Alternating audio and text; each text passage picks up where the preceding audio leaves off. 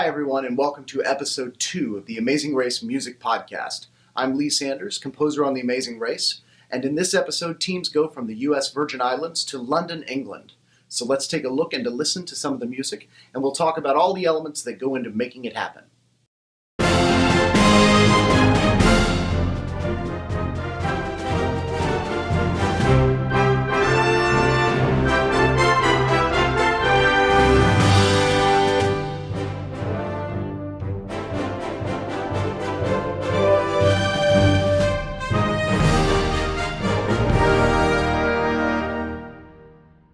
Producers asked us to incorporate as many classic English songs as we could into some of the cues for the show.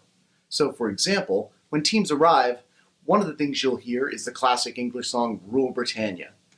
In that case, I wanted to create tension right off the bat, so underneath the line of the melody, I used a rising line in the low strings and brass, and where it ends is on a suspended chord, which gets us right into the tension.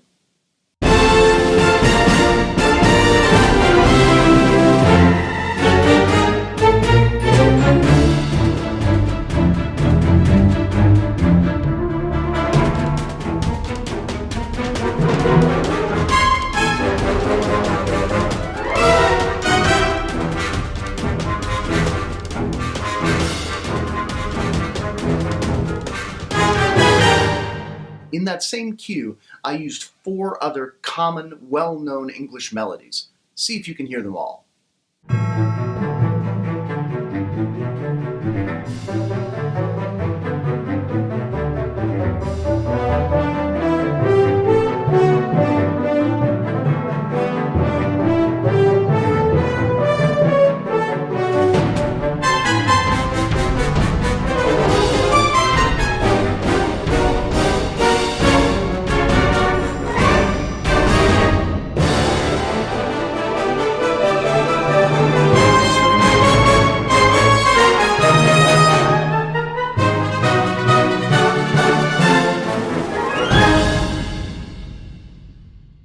From the initial London splash, to the pancake flipping detour, to the guardhouse detour in London, this episode presents us with a chance to talk about one of the things that makes reality television music unique.